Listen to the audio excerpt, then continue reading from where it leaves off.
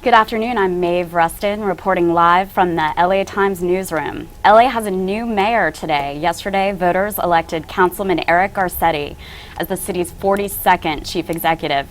It was a very close contest right into the closing days, and even in early returns it showed Wendy Gruhl leading.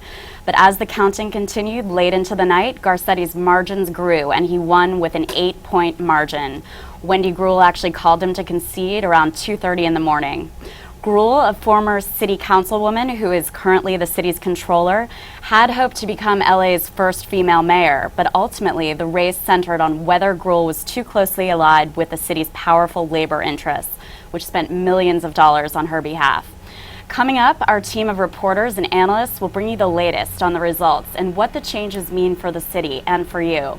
We'll talk about the record-breaking levels of outside spending, which topped $10 million, the big-name endorsements, Magic Johnson and Bill Clinton, and whether there are national implications to this election as we head into the 2014 and 2016 races. Later, we'll be joined by Jim Newton, our editor-at-large, who will talk with Rafe Sonnenschein of the Pat Brown Institute about LA's mayors through the years. And we'll wrap it up with Times columnist Steve Lopez, who was tweeting up a storm last night, and he'll be talking about some of the biggest challenges facing the city's next mayor. But first, joining me now for a quick recap is campaign veteran Jim Rainey, who's been closely covering the race. Jim, are the results what you expected from last night? Yeah, I mean, it really did come out about the way we thought. We'd had a couple polls in the last week. The most recent one was the LA Times USC poll. That had Garcetti up by 7 points. The margin ended up being closer to 8. But that's pretty good for a poll. And I thought you wrote a story about how they were going to be maybe counting ballots for weeks and on end. I was proven wrong again. Yes, I predicted a few days before. I didn't really predict, but I quoted some folks, including the pollster Fernando Guerra, who got the race right also. But he was guessing that maybe it was going to take longer to count the ballots. We might even be at this for a few weeks because so many people vote by mail now in Los Angeles. So we know that basically Los Angeles has completely ignored this race, right?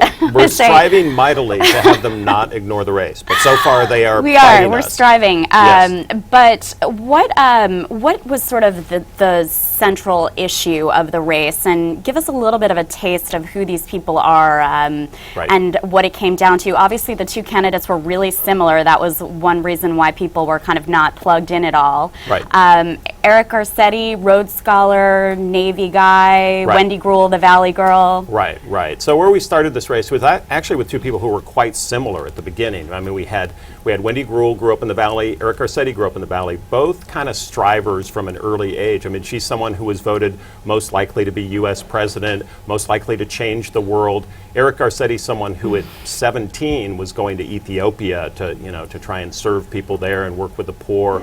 But then they went very different routes. She stayed mostly in Los Angeles. She worked for Mayor Tom Bradley. She then went to the Clinton administration. At the same time, you had Eric Garcetti going kind of all over the world, working in Burma with the freedom fighters there. He did become a Rhodes Scholar, went to Oxford, met his wife actually on the plane to go over when they both started as Rhodes Scholars. And he's someone who came back to LA and decided to make his fate at the city council, where Wendy Gruhl left the city council to become city controller. So the story of the race really was that Wendy Gruhl was kind of the front runner, kind of the favorite, and that all reversed for reasons that we can talk about. Well, so she, and you had written a fun story about how this was kind of like the 310 versus the 818, right? Yeah. The Valley versus the sort of suave urban guy. Right. But so really a lot of the race came down to personality, but also who was backing each of them. Right. And it seems like the biggest problem for Wendy Gruhl in the end was that she had all these labor interests behind her. How did that affect the results? Right. Well, so yesterday we were out talking to voters, of course, and the one thing you heard from voters, especially in the San Fernando Valley, was DWP. And Eric Garcetti, that's the Department of Water and Power, which is the city's utility, right? The city's utility, Department of Water and Power, infamously unpopular, especially in the San Fernando Valley. When summer comes, your electric rates go up, you're running the air conditioner, you're watering the lawn too much, you're filling the pool extra, and people really don't like the Department of Water and Power. Whether that's fair or not, I'll let someone else decide. But she got $2 million from the IBEW, International Brotherhood of Electrical Workers, which represents DWP workers who are quite well compensated, and people tend to know that. What the salaries are over 100,000, The some of average them? of or? over 100,000 we reported recently in the Times. So you've got this very unpopular city utility, and then you've got workers there who are being quite well compensated. And I think that single issue alone might have lost this race, or it was a big reason It for really Wendy Greuel. became, I mean, she was trying to make it about becoming, you know, the city's first female mayor, but it really all became about labor. Right. We were going to talk a little bit about winners and losers in Yeah. this race. Yeah. Where would you stack? I mean, is labor on the losing side? What does that mean for them here in LA going forward? Yeah. That they've overreached too much, or what's your sense of Well, that? I think labor is always going to be quite powerful in LA. You've got a big movement, really, in terms of local labor nationally. The LA labor movement is very, very powerful, and they're going to remain that way. But they did maybe overreach this time. You're going to have to wonder in the future: do you want $2 million from the IBEW, specifically this Department of Water and Power union? Right. And the County Federation of Labor also maybe overreached a little bit. They promised a $15 an hour. $15 an hour, pretty That's much like double. nobody has minimum wage of $15 an hour anywhere in the country, No, as far the as we only- know. We've got minimum wages in Northern California and a couple of cities in San Francisco and Oakland, I believe, that are in the $10 range. They do have a minimum wage here at a few of the hotels at the airport that's close to $11, $12 an hour. But to go to 15, and the implication, what was misleading was they said every worker in the city would get a minimum of $15 an hour. Right. That just wasn't true. Wendy Greuel wasn't really promising that. And I think there was some overreach there. It'll be interesting to see how the County Federation of Labor explains this, how the IBEW explains it. They also lost a couple other races. They lost the school board race that they put A lot of money into, They put yeah. $2 million into. So this was not a good day for labor. They won a couple of other city council races, so it wasn't a total Right. blank slate for them. Okay, now what about Bill Clinton? Because he came in and he actually was here at Langer's Right. Deli campaigning with Greuel. Right. What does that mean about his potency? His potency. A very dangerous word with Bill Clinton, just like potency, we all know. So we're going to be careful here. But Bill Clinton's still tremendously popular. I think if Wendy Greuel hadn't had Bill Clinton, this would have been a lot worse for her. Right. I think her biggest problems were, again, DWP union. The other thing was she claimed waste, fraud, and abuse that she had uncovered as the city controller. Right. And we looked into that. I did a story. Some other people in the media here locally reported on her audits, and we found that the $160 million she said she'd found, she really didn't find that much that she could then turn over in effect to the city Right. treasury. So Right. that So was then, a you know, big non-starter Garcetti for her could too. accuse her of fuzzy math and all of that, He right? can and did accuse her of fuzzy math. That he went with that for a few weeks, and then he really started hammering this DWP union Right. thing. Those two twin sort of downsides for her really hurt her. Well, what can we expect from Garcetti going forward? I mean, the city is not in good shape right now. Obviously, basic services have been decimated, and Right. the city was almost broke a couple Right. years ago. Right. So what are going to be the biggest challenges facing him?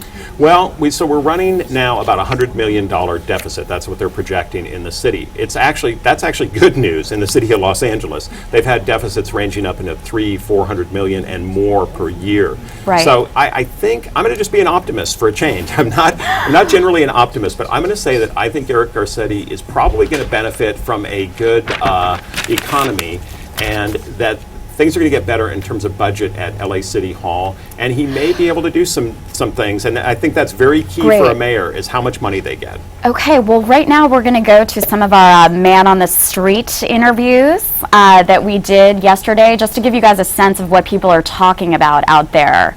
Thanks so much for joining us. We'll be right back. My name's Stephen Baxter. I'm from Van Nuys, and I voted for Eric Garcetti for mayor because I think Mr. Garcetti has a much clearer vision for the schools and the direction that he wants to take the Los Angeles Unified Schools in than Ms. Greuel does. He is more of a proponent of a well-balanced education, doesn't push so hard for standardized tests, and I think he's got just a more coherent vision for the future of not only the state but of the school district. Hi, my name is Pamela Walls, and I'm here voting today for Wendy Greuel as mayor. I want Wendy to win because of the fact we need more jobs in the city of Los Angeles, and particularly she's going to be focusing on South Los Angeles, and that's what's really important to me right now, because the unemployment rate amongst African Americans is about 27%, I believe, or higher. And I'm looking for her to help us to get jobs. Hi, my name is Chantali Vaz, and I live in Lake Balboa. For mayor, I voted for Eric Garcetti. I feel like overall he would do a better job for the environment, and because I have my bachelor's in environmental sciences, I voted for him. Hopefully he wins, and I know he'll do a great job as mayor. Hi, I'm Joni Stevenson, and I just voted for Wendy Gruhl for mayor. And it's because I'd like to see a woman run the city for a while and see if she could do a better job than all the men have in the past. Thank you. Hi, I'm John Ruby. I voted today, and I voted for Eric Garcetti. I'm a fan of his because he's done a lot of great things for Silver Lake and Hollywood, and I think he's the best candidate for the job. I'm Kenneth Combs, and I voted for Wendy Gruhl. I believe that she is the proper direction for this city. I do not trust Eric Garcetti. Hello, my name is Trudy McGee. I just got through voting. I live in the 59th district. I voted for Eric Garcetti. The reason why I voted for him is because I truly believe he's concerned about the people, and that he will regulate to make sure schools are in order, breakfasts for children. Also, he is a man about his word, and I'm so glad to know him and voted for him. My name is Melissa Morales. I live here in Boyle Heights. I vote for Wendy because I think she's good. She supports the after program A-List Best. I have my kids, and A-List Best is a pretty good program. I think she's gonna be good for our community. She's gonna help us and bring jobs back again. So I think it's good. Hi, I'm Richard Denton. I live here in Silver Lake, and I voted for Eric Garcetti because he's been our representative, and I think he's done a good job, and I think he'll do a better job in the mayor's seat. Thank you.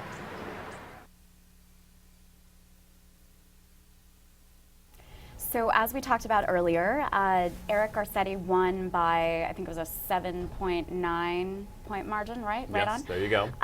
So an 8-point margin. And as we mentioned, Wendy Gruhl called Eric to concede around 2:30 in the morning. Right. Do we know much about that conversation, and what did she say in her concession speech? Well, her speech last night at the party down here in downtown Los Angeles, she didn't concede at all, of course, as people who watched it. It wasn't on much on local TV, but those who did watch it on Because it streaming. was way after 11. It was sometime after midnight or so, Basically, right? kind of interesting. Most of local TV cut away from it. I think that only one station carried it live, and then everybody else went Nobody with streaming cares. video.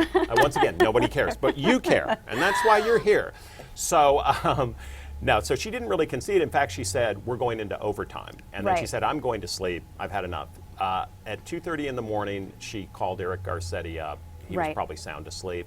No, she called him up and was gracious. I think both these candidates, that's one thing we shouldn't underestimate. We've been critical of both of them, but these are both, there's not a venal, corrupt person in this, even though they tried to accuse each other of that. I Right. don't think anyone in their heart really believe those sort of attacks. They're both decent people who I think really do believe in the power of government. They have an Right. almost sort of sentimental belief in that Yeah. government can do good. They worked And really closely together on the city council. they were friends on the city council, and they Yeah. actually worked together on a lot of things like business tax relief in the city of Los Angeles. So it became kind of ironic that these elections, as they tend to do when people are close together, they sometimes get even more angry with someone who's more What like was, them. we talked a little bit about the labor hit on Wendy Gruhl, which, you know, to some extent was fair and unfair.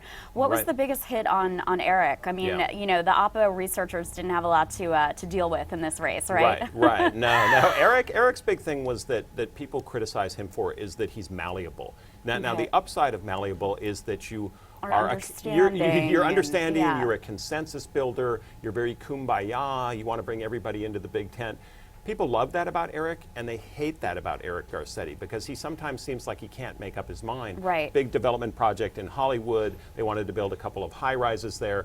And he sort of waited till the 11th hour to finally say, I'm against these. And people felt like it would have been nice to know from the front end what was your position. And Right, people get right. a little frustrated with that. Well, so Wendy talked a lot about, sort of this historic first, being potentially the city's first female mayor. Mm-hmm. So Eric, who's Latino and Jewish, Mm-hmm. went around talking about how he would be he is now the city's first Jewish mayor. He will be when he takes over from Antonio Villaraigosa. Right. So, Yes. what did he talked about? What his family traditions were. Right. And He actually talked very little, I think, about being Jewish. I mean, he occasionally would throw on the yarmulke, for the hell of it. Sorry, I don't mean to offend anyone, but he put on the yarmulke. Come on. He was talking much more about being a Latino and speaking Espanol. because that really and- helped pump up his turnout potentially. Yeah. And so with Jewish voters, as someone said here in the newsroom, maybe he just figured they got it. That, he was a homeboy, a member of the tribe. He didn't talk a lot about that. I do have to correct you, though, and I think you know this, Maeve, though, not the first Jewish mayor, the All first right. elected Jewish mayor. Sorry, the other one was because- appointed, right? Appointed, and this gives my chance, this is the moment I've been waiting for, to talk about Bernard Cohn. 1878, be there, Bernie Cohn, comes into City Hall, and for 2 weeks, actually he was a city councilman already, was appointed mayor.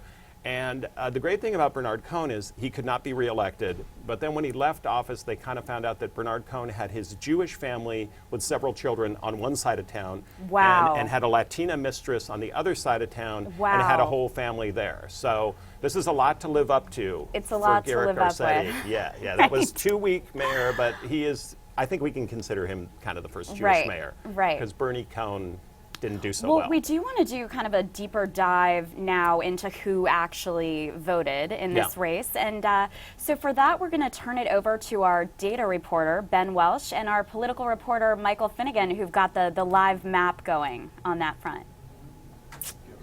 Hi, I'm Ben Welsh, and I'm here with Michael Finnegan to discuss sort of the geography of the vote in Los Angeles and what we saw.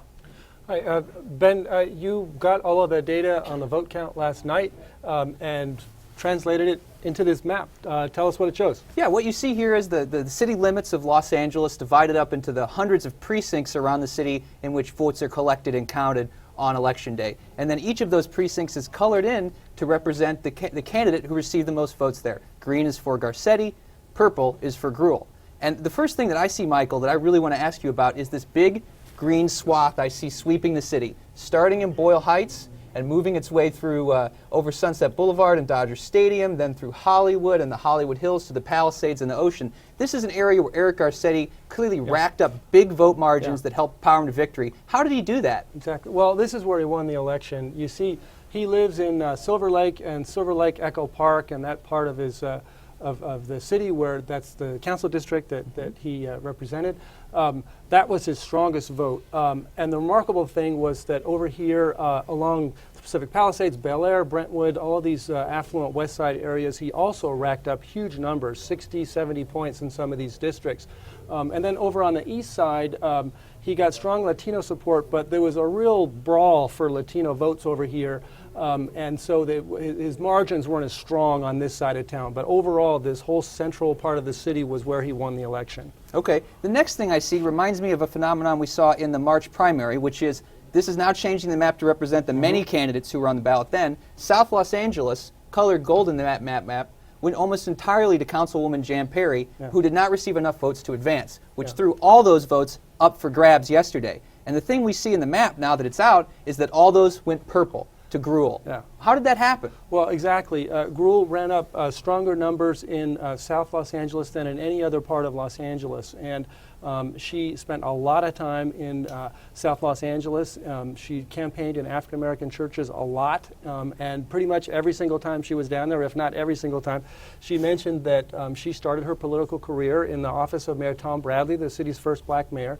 She also had some endorsements that were clearly very helpful to her, including Bill Clinton and Maxine Waters and Magic Johnson. All of that helped. Okay, and the third thing I see that's really dramatic about the map when we look at it is this sort of checkerboard pattern we see through the San Fernando Valley, where we see a mixture of precincts going for Garcetti, actually quite a few, and then another wave wrinkled in from Gruhl. What happened there? Well, this is where Gruhl lost the election. She lives in Studio City. She represented the San Fernando Valley for 7 years on the city council, and this was where she had assumed that she would win the election. This was supposed to be her political base. She was born and raised in Granada Hills, and she started her campaign by trying to appeal to the Republican and conservative voters who live out on the western end and the northern edge of the San Fernando Valley, talking about how... But they're all green here. Why are well, they green? that's just it. She started off by talking about how she had fought waste, fraud, and abuse as city controller and would show fiscal restraint in the city at a time when they're having a lot of, cities having a lot of financial troubles. But Garcetti, as Maeve and Jim were talking about, made her alliance with city employee unions a big part of this race, and in particular her alliance with the DWP union, which spent almost $2 million trying to get her elected. DWP is very unpopular in the San Fernando Valley. It's hotter there than the rest of the city, so people water their lawns more, they run their air conditioners more. The DWP bill is a big deal. They don't like it, and so this tactic of tying her to the DWP was very effective for Eric Garcetti, and it deprived her of the base that she needed. And there are a lot more votes here than there are down here. This is about 10-12% of the electorate. This is somewhere closer to 50, and it was basically even here.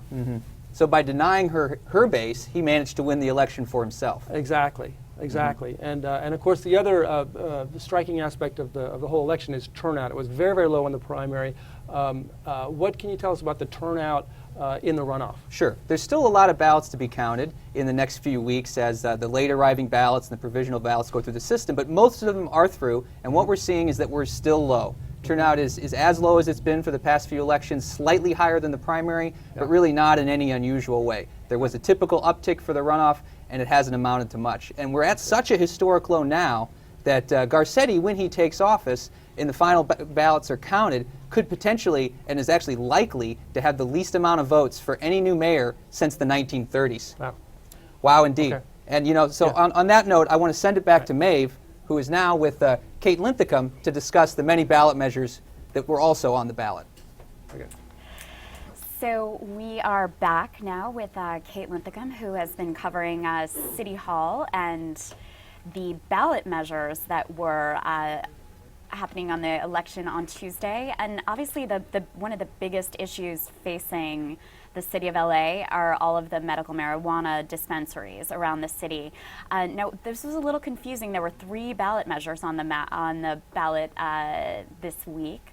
What happened last night with those? So yes, it was super confusing. There were 3 ballot measures with really similar language, which all would benefit different sort of segments of the medical marijuana industry here.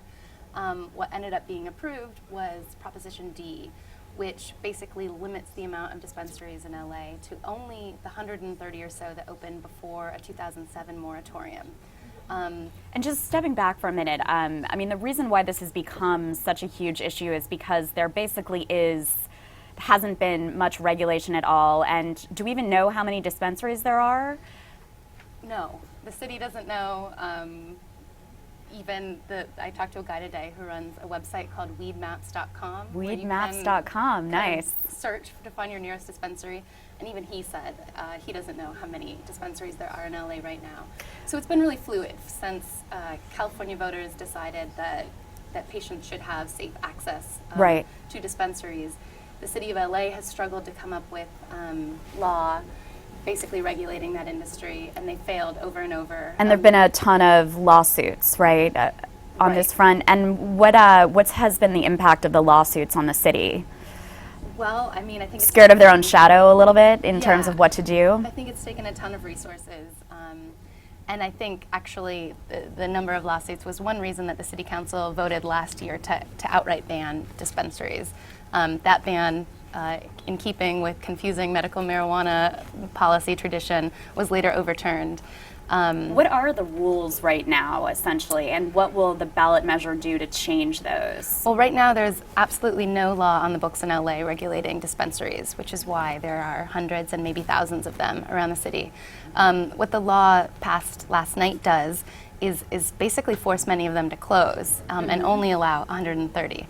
Now, the question now is how do you enforce this law? If you don't know how many dispensaries there are, and if you don't, and if you failed in the past to have them shut down when you've had in the past moratoriums or bans. How does the city actually enforce this? That's kind of the question now. And what happens to the dispensaries that are actually open now? And are we expecting them to stick around essentially, or? Well, yeah, I think that there will be a lot of dispensaries who are defiant. They have, in the past, they've wrote out changes in city policy and are still here. But I talked to somebody in the city attorney's office today. She said in 30 days, letters will be sent to all the dispensaries they can identify, asking them to close and comply with this new law.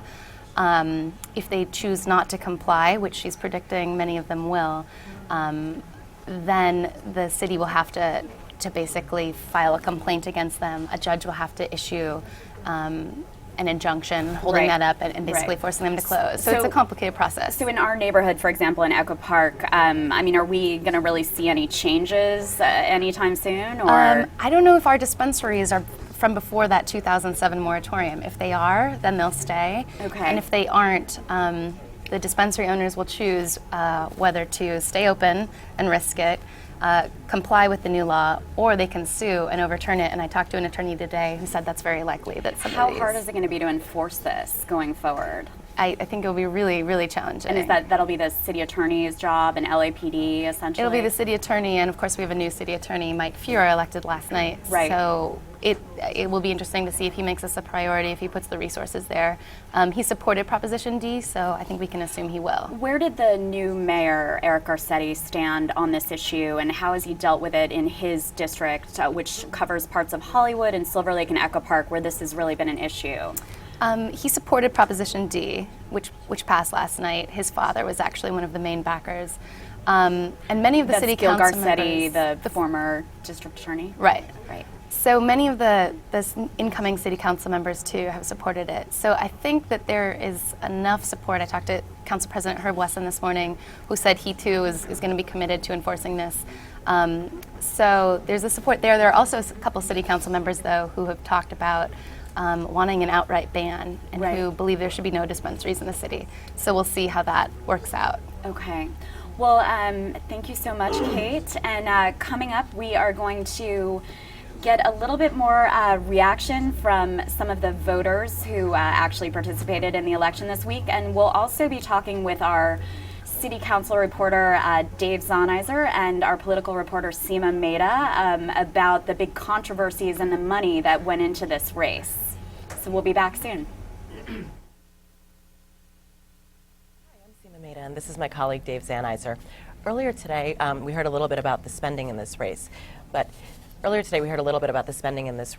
my colleague Dave Zahnizer has really been tracking the money. I mean, the spending was record-breaking. More than $30 million was spent to elect the city's next mayor. Dave's going to break down the numbers for us. Well, Seema, money was really the big issue in this race. As you mentioned, the mayoral candidates spent more than $33 million in this election. And between Wendy Gruhl and Eric Garcetti, that comes to about $25 million. And of that money, about $10 million is what they call independent expenditures, this obscure term out of City Hall. The city of Los Angeles has very restrictive spending limits for people who want to give to a candidate. So if you wanted to give to Wendy Gruhl or Eric Garcetti, you could give $1,300 in the primary, that's in March, $1,300 in May, that's the runoff, and that's it, that's all you could give. But there's a catch. You could spend as much as you want if you don't coordinate with either of those candidates. And that's exactly what happened. Special interests spent huge amounts of money, $10 million for either Gruhl or Garcetti, which was a record. And that money is extraordinarily important for a candidate because it means their supporters are spending it on mailers, on pollsters, on TV ads. But the downside is it can really be used against a candidate, and that's exactly what happened in this election. Excuse me. Eric Garcetti noticed that Wendy Gruhl had $2 million in support from the Department of Water and Power Union, which was in turn helping spend a total of $4 million on behalf of Wendy Gruhl. And what he did was he used that DWP union money like a cudgel, and he just hit her with it over and over on the campaign stump and in TV ads. And that made it very difficult for her because, as you heard from Jim Rainey earlier, the Department of Water and Power is not particularly popular in places like the San Fernando Valley. People don't like the DWP when they open their bills. And so so that became a very big issue in this race. And it's also sort of a double-edged sword because since the campaigns and the candidates and these independent groups can't coordinate legally, they have no control over the message they put out there. And sometimes their allies were putting out messages that they disagreed with. For example, Wendy Gruhl's allies put up an ad that sort of questioned Garcetti's Latino heritage. Garcetti's allies put up an ad that tried to tie Wendy Gruhl to Prop 187, which she opposed at the time, and which is hugely unpopular with Latino voters. So there's no message control. And then in the final days of the campaign, as the candidates were trying to make their closing pitch to voters, they were sort of forced off message, having to either defend or denounce these ads that were being put up by outside groups. Yeah, no, actually, and the ads were, if nothing else, very entertaining. Yes, they were.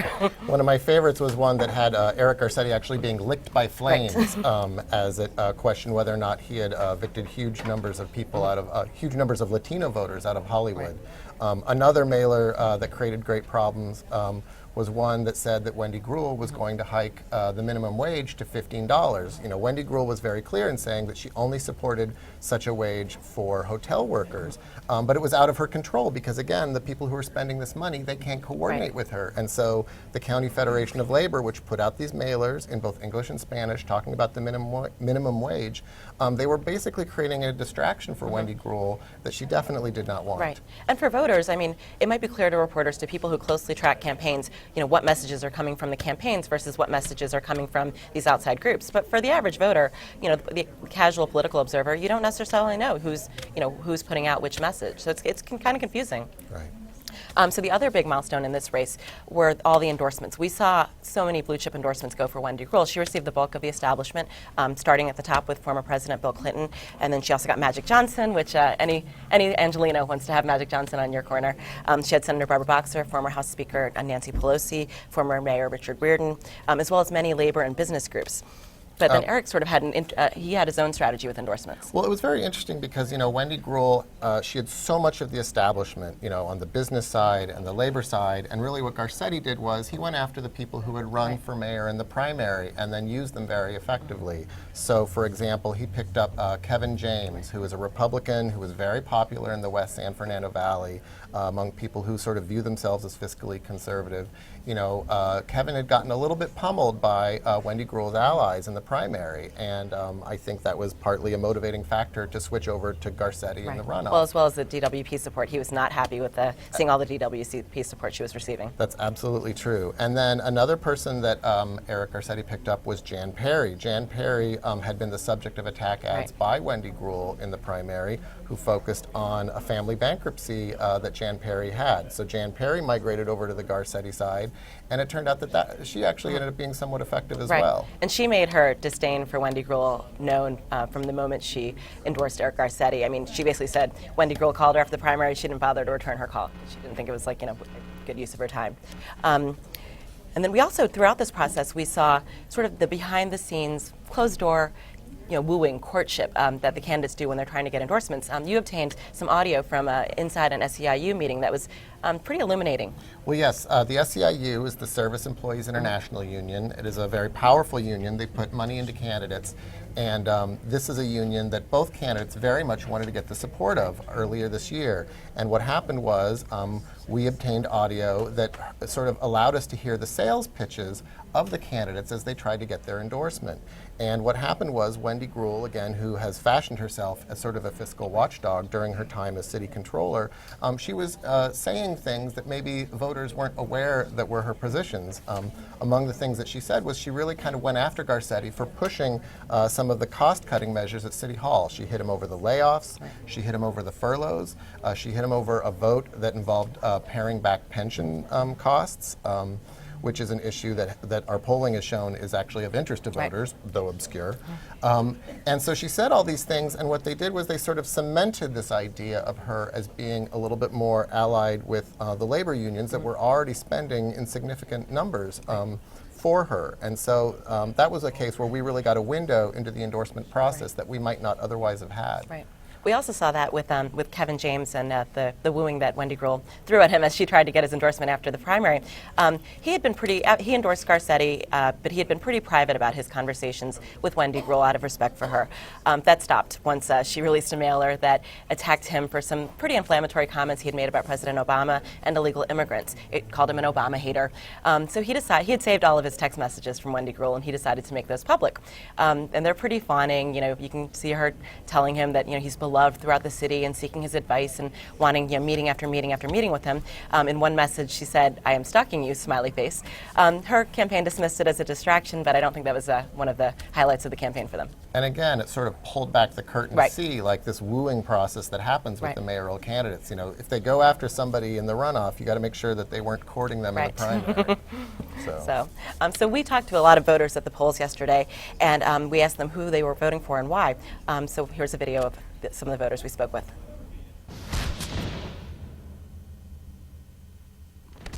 My name is Damien Cáceres. I just voted here in Hollywood. I voted for Wendy Gruhl because she supports after-school programs. Hopefully she wins. I'm Pamela Coslin. I voted for Eric Garcetti for mayor because I work in Hollywood and I like how he's redeveloped Hollywood, and also I don't think he's as anti-marijuana as most of the other candidates are. My name is Gary Theriault, and I voted for Wendy Gruhl. I think it's about time we have more women participating in the political system. I think they are probably better suited for negotiating the complex issues that occur in our government now. My name is Ella Ray. This is my husband, Nathaniel Ray. And we're out today voting for Mr. Eric Garcetti because we feel like he's one of the greatest candidates for this position. My name is Larry Buck. I just ended up voting for the mayor. Hopefully it'll be the next mayor and the first lady mayor that we have.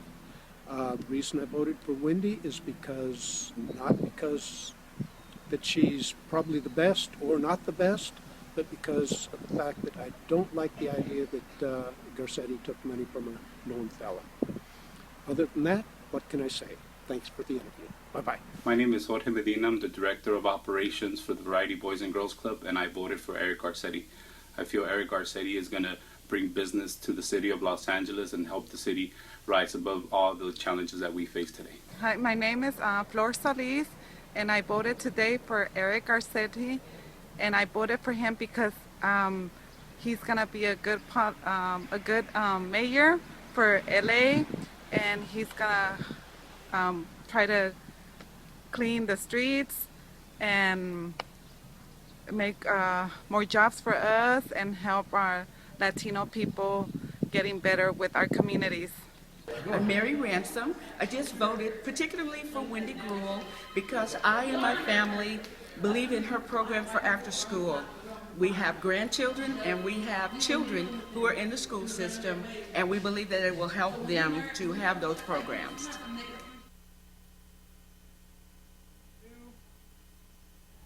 Hey, I'm Jim Rainey. We're back here to talk about some of the other contests on yesterday's election. We've been focusing on the mayor's race, but we had several city council races, we had some ballot measures, and most importantly, even though people don't know it, there was the city controller and city attorney's race. So we're going to start talking about the city attorney, Carmen Trutanich. He came in 4 years ago as a sort of bare-knuckle guy from down in the harbor area who was going to shake up City Hall and be a reformer, and I think he really did that. But with us to talk a little bit about this is Gene Merle, who covered the race. And Gene, what happened to Carmen Trutanich, who came in as such an outsider, we thought was going to do so well, kind of be a breath of fresh air, and then here we are. He not only lost, he got blown out, didn't he? Yes, by 24 points. Okay. He conceded with less than 20% of the vote in. Really? So what happened is Trutanich showed us the downside of being a political outsider. He ruffled an awful lot of feathers. He jailed a billboard owner, an illegal billboard owner, on $1 million bail for a weekend. He threatened to jail Councilwoman Jan Perry when they had a disagreement over signs. He tangled with entertainment giant AEG, and none of that really served him terribly well. But what really did it for him, he never really got the political piece of the job.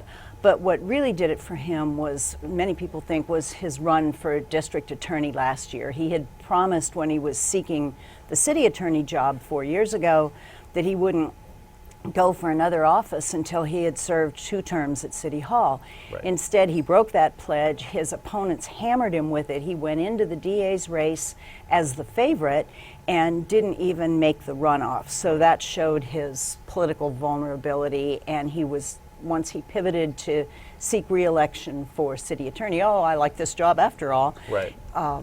It was downhill all the way. He just never gained traction. Okay. So what does the city attorney even do? A lot of people out there probably don't know. What does our city attorney do? The city attorney wears several hats. Unlike the county DA, who basically prosecutes serious crimes or felonies, the city attorney's office is the guardian, the defender of the city in civil lawsuits. It provides legal counsel to department heads and other elected officials, vets all the ordinances that the city council members come up with, and then prosecutes misdemeanors or less serious crimes. So and they've been trying to do all this in LA City recently with a lot fewer attorneys, right? Yes. How do we know how many fewer? I think he said he started with 600. He's down to less than 500 now. Okay. Very severe budget cuts, and yet he's managed to reduce the city's dependence on outside counsel. He's won some pretty good cases when people brought claims against the city. He's reorganized the office and brought in volunteer attorneys to help take up the slack. Wow. So he's Okay. he's had some accomplishments, but they've been overshadowed by Okay. his troubles. Okay. We better mention his opponent, who we haven't even mentioned. Tell us a little bit about Mike Fuhrer and Mike who he is, our Fuhrer new city is- attorney. All right, Mike Fuhrer is kind of, in many ways, the opposite of Trutanich. He's a very sort of coalition building guy. He's been in public life for a long time. He started out running Bet Tzedek, a nonprofit legal aid foundation. Then he was Right. elected to the city council, ran for city attorney in 2001 and narrowly lost. Went into private practice, then was elected to the state assembly and was there until December when he was termed out. So He's a Harvard Law graduate. Harvard Law graduate. Much more of a guy who's going to probably fit into the culture at City Hall than Mr. Yes, Trutanich, in fact, he right? said he wants to make the office more collaborative, and he also has a broader vision of it. He wants to team up with other elected officials to help set policy decisions that will solve some of the city's bigger problems. Okay, so that's the city attorney's race. Thanks, Jean, for telling us a little bit about that. Kay Salent, please bring us up to date on the city controller's race. People, if they didn't know the city controller before, maybe know a little bit more, because Wendy Gruhl, of course, was city controller for 4 years, made a lot of all these audits she did. And we had an insider and outsider in the controller's race, right? That's right. We had Dennis Zine, who's a 3-term councilman from the San Fernando Valley, and before that he was 33 years on the LAPD, including a lot of time as a union organizer, so he was in the news. Right. Against Ron Galperin, who is a Century City attorney and who has very little visibility or name ID outside of City Hall, where he served on a couple of city finance commissions. Okay. And so Dennis Zine, who really should be more of a known quantity, spent all that time in City Hall. What went wrong for him? Do we know? I think people were undecided till the last minute, like half the voters, right? Well, I have to say, I covered this race and I was really surprised by the results. Ron Galperin finished 12 percentage points ahead of Dennis Zine. Wow. So he basically trounced him. But in all of the polls prior to the election, Dennis Zine was substantially ahead. Galperin was trailing. But I have to say that in those polls, there was a huge chunk of the electorate, about 40%, who hadn't made up their mind yet. So I think that Ron Galperin is one of those lucky candidates who benefited from a low turnout. Voters in that case, because it's such a wonky position, actually went to find out information on the candidates' backgrounds, and they found out that Ron Galperin has been endorsed by all 3 of the major newspapers. That includes? The Los Angeles Times. The Los Angeles Times, maybe LA Times endorsement still matters. Don't you forget it. And also Yeah. the Daily News The and Daily News. La Opinion. Right, I want to put okay. those in there too. Okay. So I think people read up on this position, those who were undecided, and came out and voted in large numbers for Ron Galperin. And is there any way of telling what Ron Galperin quickly is going to do different than what Wendy Gruhl did as city controller? Is there I any- think he's more of an in the weeds Mhm. kind of guy. He really is quite wonky in his Mhm. approach. Okay. When you hear him talk about some of the initiatives that he's interested in, they make sense, but they're very detailed. Okay. For example, just for one example, he talks about how the city owns 2 asphalt plants, yet doesn't take advantage of that to fill more potholes in the city. He thinks Really? that some internal agreements should be made to kind of make that cheaper for the city to do, and also maybe sell some of that asphalt on the side. Wow. Entrepreneurial. Who knew? Who knew? Okay, that's Kay Salen. We had Jean Merle talking about the city attorney's race just before that. We're going to go over now and talk a little bit about the national implications of our election here in Los Angeles with Maeve Reston and Kathy Decker, who's our political editor on the national desk. Hey, we're back. Thanks so much for staying with us. I'm here with Kathleen Decker to talk a little bit about the national implications of this race, if there really are any. It's obviously an off election year, so we have some big mayoral races going on around the country, but were there really any national implications here, or what does this mean for labor? Well, we didn't have any sort of dramatic emotional pull like we've had in some past elections. In the 2005 election, when Villaraigosa was seeking to be the first Latino mayor in modern times, and his reelect 4 years ago, where you had a really, elevating a segment of the voting population that was growing on its own and very influential. You didn't have that sort of emotional tangent this time. You did have Gruhl moving to be the first female mayor, but that didn't really take on the sort of momentum that she might have hoped, or else the answer this morning might have been a little bit different. And so what you're left with, I think, is a Democratic mayor in a Democratic city, one replacing the next with essentially similar policies. But the one element that people have touched on earlier in this broadcast that I think has to be a little bit making Democrats nationally a little bit queasy are the results and the impact of the public employee unions and their Right. support for Gruhl backfiring. I mean, you have to think that, in a democratic city where people think fairly highly of labor, that it's pretty surprising that we ended up with the result that we had after the amount of money that labor put in. True, and labor has always been the card you want to be able to play as a candidate. That's always been the most potent support that you can get. And in this case, we did have 2 candidates who were largely supportive of labor. There isn't a whole lot of distinction between Garcetti's past record and Gruhl's past record. But where he was able to put a wedge into her candidacy was some actions that she had and support she had from public employee unions. And he distinguished between private employee unions, hotel workers and some of the sort of plumbers, sort of more benign politically Right. union groups, and her support from people who then she could be responsible for raising the salaries of and benefiting in a public way. Well, so what was it that kind of turned people off? I know we had some recent polling. How do people feel about labor in the city of Los Angeles at this point? Have they overreached in terms of pension and benefits, or what do the poll numbers show on that? Certainly people seem to think so. We did some polling in April and in May, and it showed that almost half of voters who were likely to vote in this election, which is a small subset of the actual populace, thought that labor had extracted too much in the way of pension and benefits from Right. past city budgets.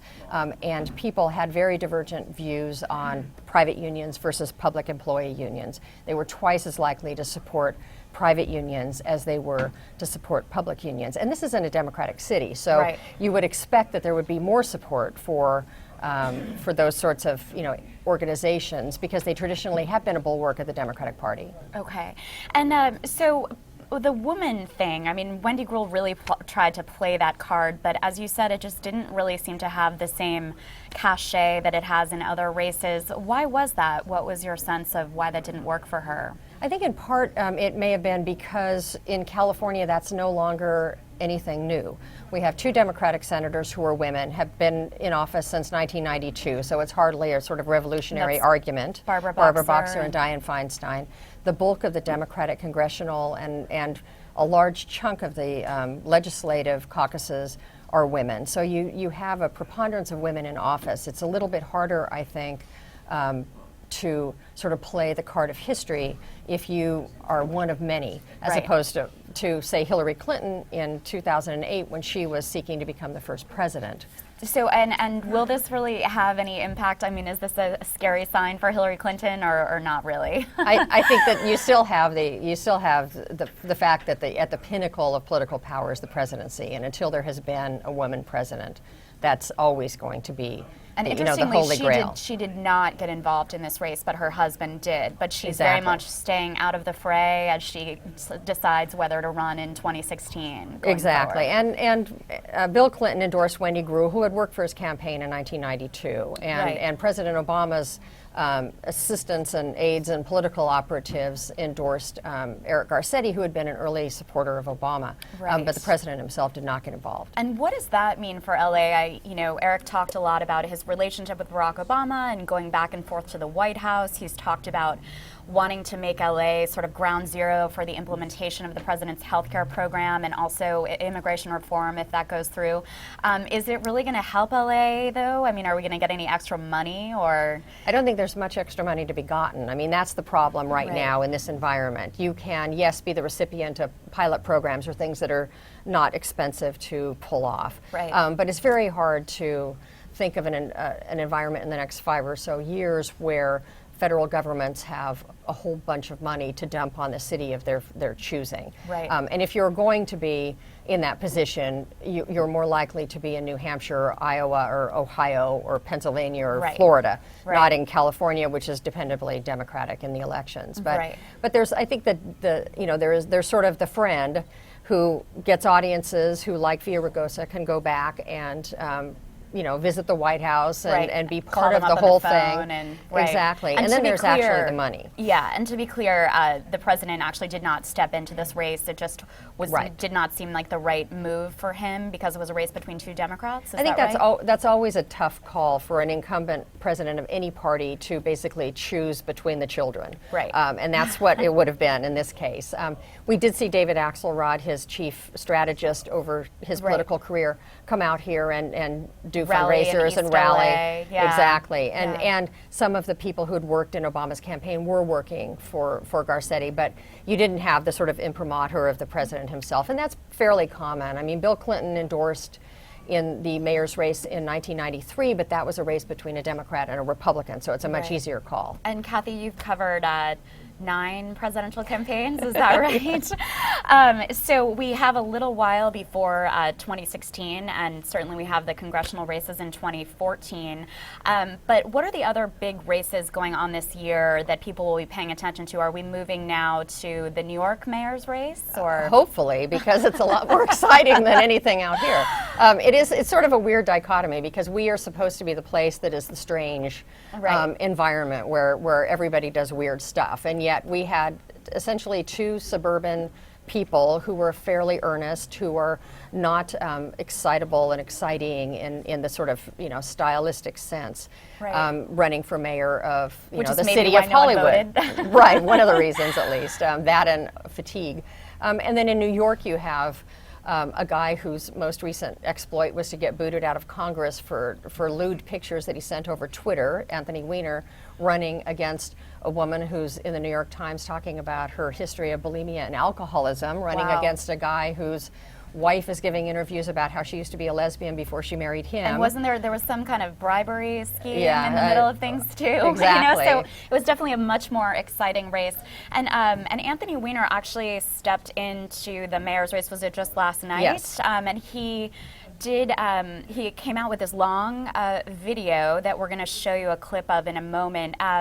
But there were some striking things about that. I think it started out with him and his kid. It and opened his wife. with him and his child. Since he left Congress, his wife was newly pregnant when he was forced to leave Congress, and they've since had a child. And the child was the sort of opening of this 2 minute, 2.5 minute video, the child in the high chair, daddy holding him, the sort of humanizing element that he was trying to get across. And they closed the advertisement with Weiner and his wife, who's a aide to Hillary Clinton, sitting on the stoop of his parents' house where he grew up in Brooklyn, and talking. And Weiner essentially said, I made him a lot of mistakes, give me another chance. And his wife spoke in his defense. And that's always been sort of the marker of people who survive scandal always have to have the wives hanging in there with them. Right. Well, we're going to go to a clip of that video, and then after that, come back with you all to talk to Jim Rainey again about some more of the implications of the race. Look, I made some big mistakes, and I know I let a lot of people down. But I've also learned some tough lessons. I'm running for mayor because I've been fighting for the middle class and those struggling to make it my entire life. And I hope I get a second chance to work for you. New York City should be the middle-class capital of the world, and I've got some ideas on how to do it. 64 of them, right on my website. Take a look. Tell me what you think. We love this city, and no one will work harder to make it better than Anthony. I will fight for you every single day. Thank you for watching.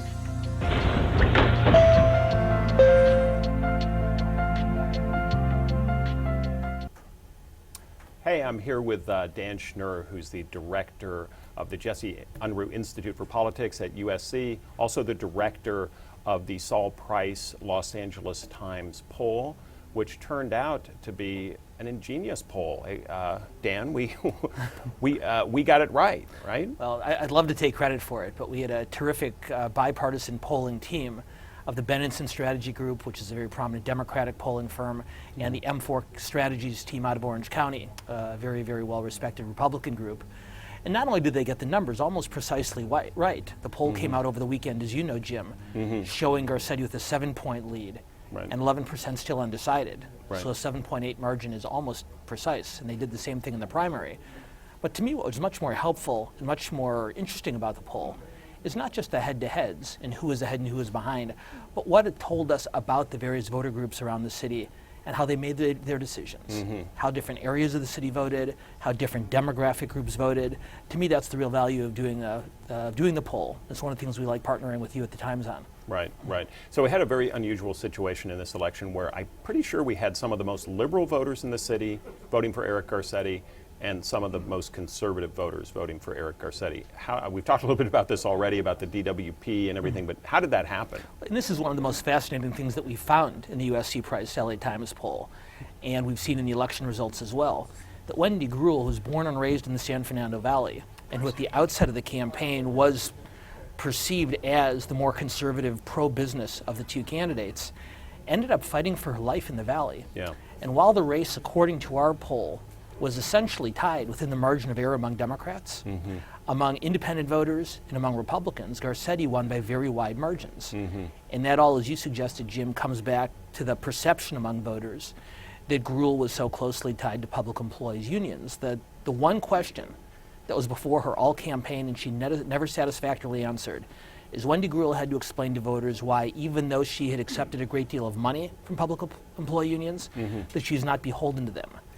Voters believed that she was. That cost her the race. Right. We talked to voters yesterday who said, well, she got $2 million from the IBEW, the DWP union.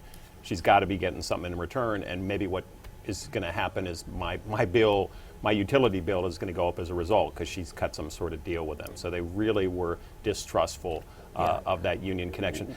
Just really quickly on that, though, we very specifically, in last weekend's poll, asked voters if they thought the candidates put the interests of the city ahead of big business and put the interests of the city ahead of labor unions. And on the question of business, more voters thought that Garcetti put the interest of the business community ahead of the city as a whole, 40% to 30%. But on the question, do you think this candidate puts the interests of organized labor ahead of the interests of the entire city? By a 2-to-1 margin, 50% to 22%, voters said Wendy Gruhl put the interest of labor ahead of the city as a whole. Once again, that drove the race from the outset. Right. So I want to ask you, let's put this in a little bit different framework. We just had a recent election, I think we all remember not so long ago, when we had a woman who was the front runner and was going to be the apparent nominee. It was a national election, and then suddenly kind of an upstart, a younger male candidate came up and snuck up from behind and overtook her what is there a parallel between Wendy Gruhl and Eric Garcetti, and with the national political race with Hillary Clinton and Barack Obama? Do you see some parallels between the two? I see one really important parallel. This conversation we've been having about organized labor was not a factor in the 2008 Democratic primary, of course. But I think there's one very important similarity between the Clinton campaign back in 2008 and the just concluded Gruhl campaign. When Hillary Clinton ran for president, they ran her as a tough problem solver. Someone who is strong on national defense, someone who is strong on national security, someone who is strong on public safety. When Wendy Gruhl ran for mayor, they ran her as a tough problem solver. Right. And what both campaigns were apparently trying to do is eliminate a gender gap and a misperception among voters that a female candidate would be weaker.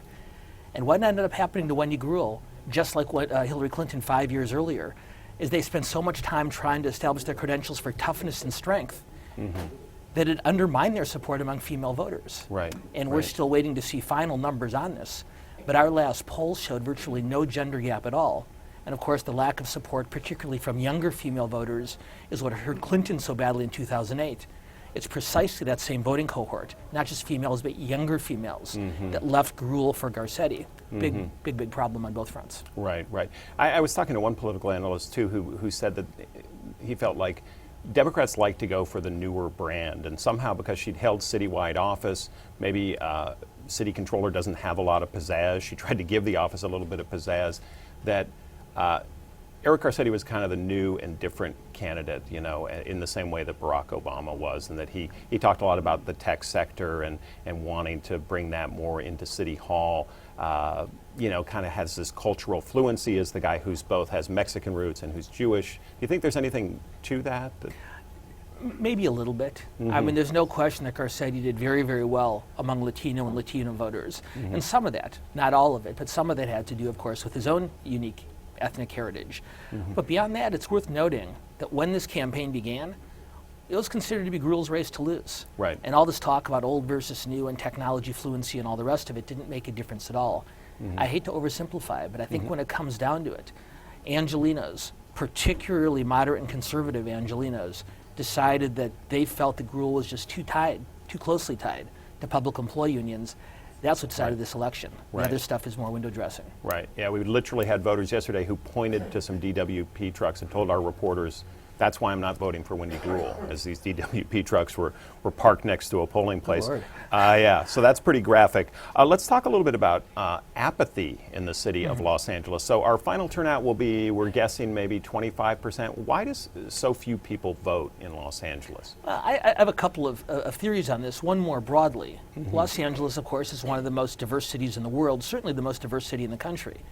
And all the vibrancy and excitement that diversity gives Los Angeles in so many other ways creates a real political challenge for the city's leaders. If you're trying to lead a homogenous community, you can tell everybody the same thing. But the more diverse that community or communities are, the harder it is to unify them behind a particular idea or principle. And neither Gruhl nor Garcetti, certainly not in the ways that a Vida Ragosa or a Reardon or a Bradley has in the past, was able to concentrate public attention. More specifically in this race, I think most Angelenos correctly decided that, at least on the issues, there wasn't a lot of difference between the two. As you know, we did a USC LA Times debate a couple weeks before the election. We asked both candidates what they thought the most important issue was in the race and what they would do about it. Both said job creation. Both laid out their priorities. Then both laid out their credentials. I then asked them, I said, putting aside your biographies, is there anything your opponent said about job creation with which you would disagree? First, Eric Garcetti and then Wendy Gruhl gave the shortest and best answer I've ever heard in a political debate. They said no. And so for the issue of most importance to both candidates, and of most important to the city of Los Angeles, both candidates on citywide television said there was really no difference between me and my opponent. Our USC Price LA Times polls showed, even last week, that voters held both candidates in very high regard. Both had favorability ratings of well over 60%. But when you hear answers like that on jobs, on education, on transportation, it's relatively easy for voters to say, yeah, what's the difference? Yeah. So wrapping this up, is there anything long-term in terms of demographically or voter groups that we learned from this election? I mean, we have African-American voters with the one group, I think, that solidly went for Wendy Gruhl in the past. Of course, in the Tom Bradley area, they were hugely important to his coalition. along with West Siders in winning the mayor's office 5 times. But are they going to become less and less a factor as the Latino population keeps growing? Whites are still roughly half of the voting population of the city. Or are there any long-term trends we can take away from this election? The African American vote was important in this race. They did. These communities supported Wendy Gruhl in overwhelming numbers. The one thing that gave her a chance to win, even in the race's final days, if she'd been able to turn out larger numbers of African American voters, and she was not able to. Right. In the long run, of course, not only the Hispanic American, but the Asian American population of Los Angeles and California is going to continue to grow. But I would say, Jim, the most important long-term trend is not demographic, but one of engagement. And when you have such a large majority of Angelinos who simply don't feel any connection to the city's government or political process, that's a long-term challenge for whoever gets elected to office. Right. And it's going to be up to Eric Garcetti and his allies to figure out a way to convince Angelinos that it's their city too. Right, right. Okay, that's Dan Schnur. Thanks a lot for coming in. Thanks for having me, Jim. Appreciate it. Today, it was great. We're going to now go to some video that we shot in the last days of the campaign with Eric Garcetti.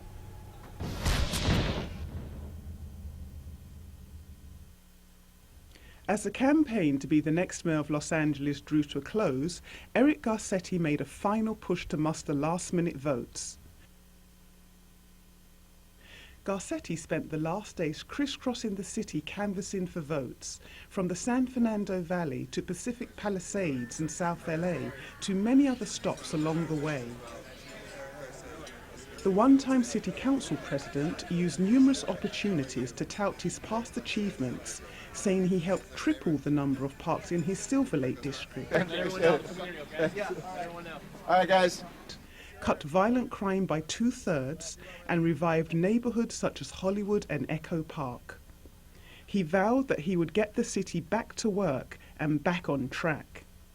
At a Mexican seafood restaurant in Wilmington, Garcetti courted Latino voters. The candidate, who was raised Jewish but has Mexican roots, is counting on strong Latino support. He was also keen to woo African Americans, who polls show largely favor Gruhl. On Sunday, Garcetti traveled to more than half a dozen black churches, accompanied by a contingent of African American leaders. They included California Representative Karen Bass and LA City Council members Bernard Parks and Jan Perry. When Garcetti took the pulpit, it was his turn to preach, for victory. He urged parishioners to make their voices heard by going to the polls.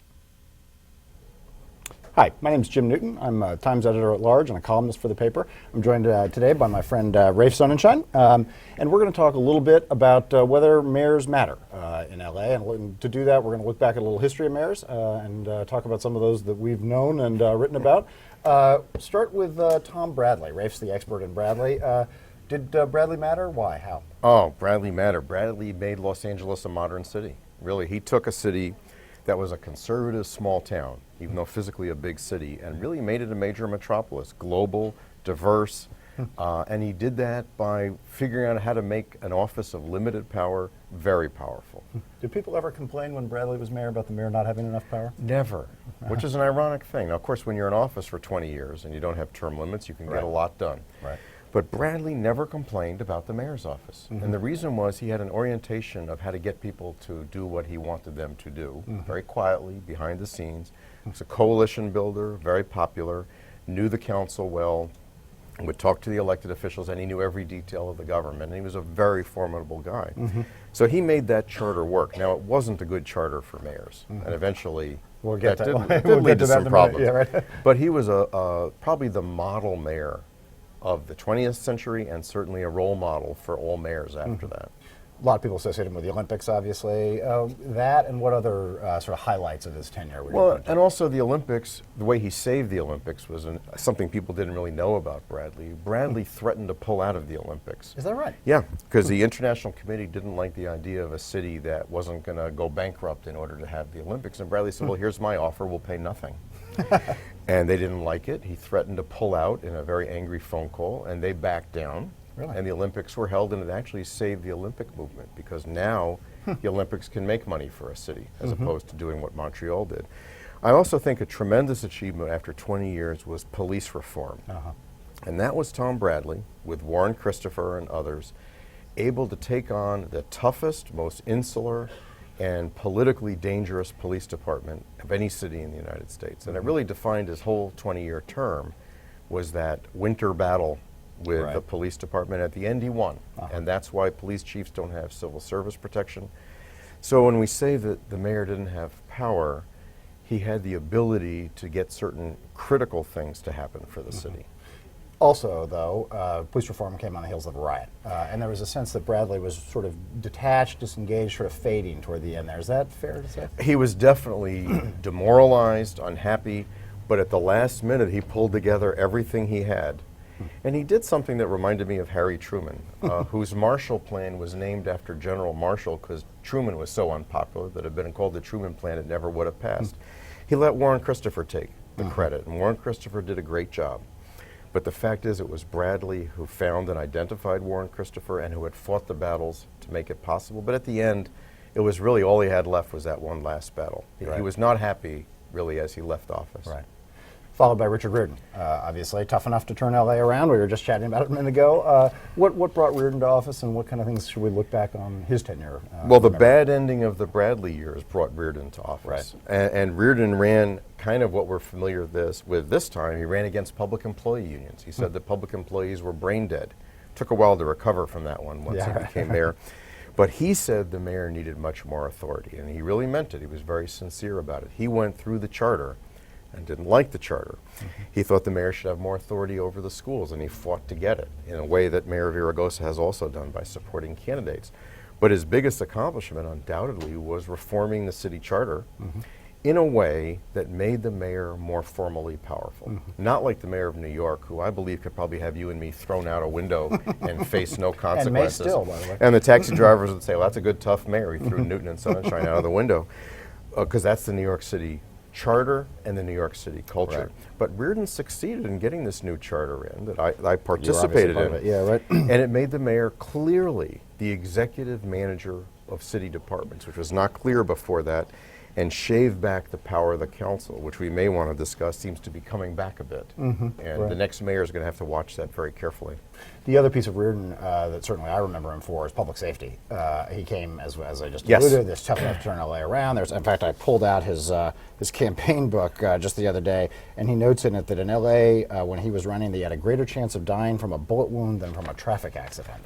So this notion that the city was really profoundly unsafe, something he ran against, and to his credit, really did do something about. He made some progress, although I think some of the later mayors deserve just as much credit, Hahn and Villaraigosa in that area, but he definitely put it on the table.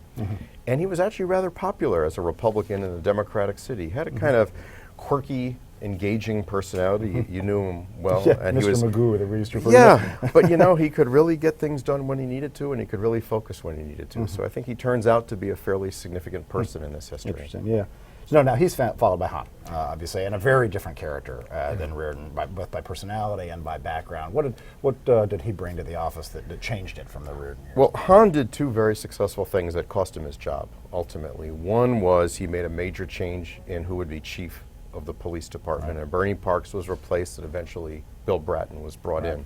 And the turnaround of the department really developed. It cost him immense support politically in the African American community. Which was a big source of his support. It was huge.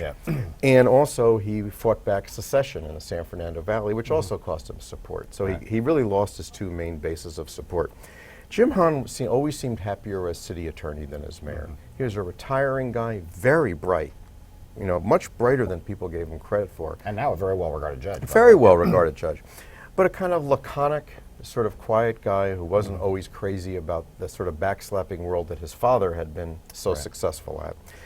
And when he lost, of course, in 2005, it was because his base had collapsed and he was facing a very charismatic Latino politician, Antonio Villaraigosa.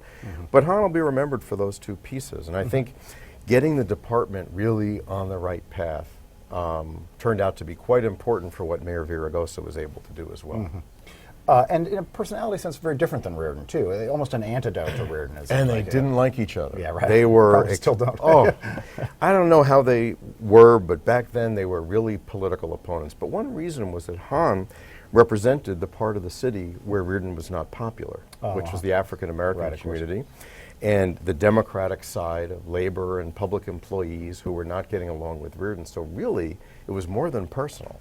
Emerged in charter reform. They used to battle over how the city attorney's office would be structured. Right, there's talk of things like dividing the city attorney's Talk of office. dividing it, and Yeah, that right. was really about Hahn and Reardon. Right. So it's very exciting to be in the middle of that. I can imagine, which brings us to Villaraigosa. He'll be leaving office now in a little over a month, but we've had him as our mayor for 8 years. What are some of his most notable achievements, and where there are shortcomings, what are some of those? Mayor Villaraigosa was like nobody we've ever seen in the mayor's office. Not just the first Latino mayor in the century, but the first real big-time politician. Now, Tom Bradley was a major politician, but he was not that interested in the state and national stuff. I He'd always been a wondered police why he officer ran for governor. I yeah, mean, he right. loved being mayor. Right. Mayor Villaraigosa loves being part of the Democratic Party, working with the president, going around the country, negotiating on Capitol Hill. He's a huge figure. He's been Speaker of the Assembly and now mayor. Now, with that, he's had some major achievements, and he's been a very good politician in the mayor's office. The council has gone along with him. He got the police force up to 10,000 officers. That's a mountain no one's been able to climb. And I know the last few steps were a little weird to get there, but They're a little tricky. But what the heck? If I were climbing Mount Everest, I might fool around a little bit for the last 100 feet and just tell you I got there. What he did on mass transportation, I think, is nothing short of remarkable. He got the Republican chairman of the Transportation Committee in Congress to vote to advance money. He got the voters to approve a 2/3 vote for transportation. And he made some progress in education, modeled on the Reardon model of taking on the teachers' union. He's a very formidable politician. He also annoyed a lot of people personally. You know, he's always out there. You know, and people in LA weren't used to seeing the mayor as a celebrity. You know, they saw Tom Bradley at the backyard barbecue, not at the Dodger game, where And Mrs. Bradley Bradley was a sort was. of quieter figure, and Bradley was very, statuesque, very but reserved. I mean, Bradley could be in a room and you'd think he said something and he didn't actually say anything, which was never an experience with the mayor. The mayor's very voluble, and you know, in New York, they would have thought this was absolutely the way a mayor should be, kind of bigger than life and running around. In LA, it has taken a long time for that. And yet he leaves office with roughly a 50% approval rating. If you look at the Times Very poll, split, our yeah. poll, all the polls out there, he's in the high 40s, low 50s, which given all the stuff that's happened, including the affair that was so damaging, he ends up right around the middle, but with some very significant achievements. He leaves the next mayor with the sense of wanting to make sure all the details get done, the streets get taken care of, the potholes, and maybe you don't travel so much and you don't need to be such a big figure outside of town. And what about in a budget? Obviously, the budget shortfall when Antonio took office. There'll be one when he leaves office. He's weathered a recession in the meantime. How big a problem does that leave Eric Garcetti now to deal with? The budget's in better shape than it was a couple of years ago, but you could argue that both the mayor, Wendy Gruhl, and Eric Garcetti all participated in the 2007 budget. They all voted for it. That put the 25% increase that's now going to come up in January with the last 5.5% increase and the new budget for city employees. Everybody participated in it. So it was in good times. It was 2007, everything was rocking and rolling, and it looked like there'd be good times forever, which is, of course, you know, we could tell you the Joseph and Pharaoh story about lean times and the fat cows and all that kind of stuff. They didn't really, you know, keep a close eye on that. And that, I think, is what's going to be facing the next mayor. This mayor, who campaigned a little bit like an outsider, like Sam Yorty did in '61 and Richard Reardon did in '93, taking on all the powers, is actually in personality of all the mayors we talked about, has the most in common, I think, with Bradley as a consensus builder. But more than Bradley, he comes out of the experience of being president of the city council. Right. Which, as you know, is a very odd role. You have to have 8 of the 15 most powerful council members in the United States not want to cut your throat politically and throw you to the wolves, which means stroking egos, spending a lot of time worrying about their individual needs, et cetera. Well, now when you become mayor, that's a useful skill. But the next step is to know when that doesn't work and know when you have to actually go toward a more conflict one. I think he can do it, but the artistry will be to know when to do it. And do it on your terms, not because you or I say it's time for that. When is it right for him to do that? Bottom line, mayors matter? Oh, the mayors matter. Because think about it this way. Even mayors in cities with weaker powers than LA matter because executives, elected executives, are the political leaders of their community. And any mayor who forgets that is not going to be a successful mayor. And you can't hide behind the charter. You can't hide behind all kinds of things about I can't do this or I can't do that. Voters don't want to hear that. They don't even want to hear the mayor say he can't do anything about the schools. Right. Even though he can't. Even though he can't. Right. Or he can. You know, he or she can do something if they bring the creative powers of political leadership, which in this country has always been the magic potion for success, is forget what the rules say, stick to the rules, but bend them a bit, expand them a bit, and don't give up until you get your goals achieved. Got it. All right, so listen, I need to let you go because I know you're joining my colleague Pat Morrison. Why don't I let you go head to that stage and very good. We'll talk to I you soon. enjoyed it. Thank Thank you, you. Rafe. Me too. Well, listen, thank you all for tuning in. As I say, we're going to give Rafe just a minute to get over to our other stage. They will be talking, he'll be talking, as I say, with my colleague Pat Morrison, a little bit more looking into the future. We've just given you a little trip through the past, but I hope that they'll be able to brief you a little bit on what lies ahead for Eric Garcetti, our newly elected mayor, as well as the council and the new city officials who we've elected this week. So I thank you again for tuning in, and I hope we can switch you over there now. Are we about ready? I guess we're on the verge of being able to click you up. Sorry, I guess we're having a little trouble miking Rafe, but give us a second here, and I think we're on. I'm Pat Morrison, as you heard Jim say, a columnist here at the Los Angeles Times, and we had a tug of war over Rafe Sonnenschein. We flipped a coin, and Jim got to talk to him first. He is, of course, director of the Pat Brown Institute at Cal State LA and was an influential member of the charter reform effort in LA in the 1990s, which left us with the kind of government we have. We've been talking a lot about the stuff we love, which is the inside baseball. It's the politicking. It's precinct by precinct. But I want to talk about what this election means for people in day-to-day Los Angeles, for the people who voted and for the larger number of people who ended up not voting in this particular election, and whether or not this signals any kind of change for their sorts of daily lives. Because people look to the abstract notion of mayor and city hall without even understanding necessarily how it works, what it can do, and what it can't do in Los Angeles. Oh, that's music to my ears, Pat, because you know what? The voters really don't like campaigns very much. They really don't. You and I like them. I mean, up to a point. Voters really are interested in government. They may not say that. They'll complain about government. When you say government is the services, the potholes, the streets, the schools, all that kind of stuff, they're very interested in that. They have lots of opinions on that. And at the end of that, they may say, but I'm not going to vote because nothing's going to make a difference. We're going to have to see. I think when there's a new mayor elected, there's a lot of energy at City Hall and a lot of commitment to try to get things done. But in this city, what that's going to mean is, do I see it where I live? It's a city of neighborhoods, you know that. In fact, some people don't even know they're in Los Angeles. I get emails from people who don't know who their city council member is because they don't know whether they're in fact in the city that they live in. It's Listen, I get emails from people asking me who they should vote for, and they live in Culver City. I said, well, you should vote for the mayor of Culver City because you're not going to have anything to say in this election. But you're right. The entire decision about whether or not the city works depends on whether the pothole is filled, whether, irrelevantly for the mayor's office, the school that their kid goes to is any good, class size is any good, whether or not their DWP bill goes up or down.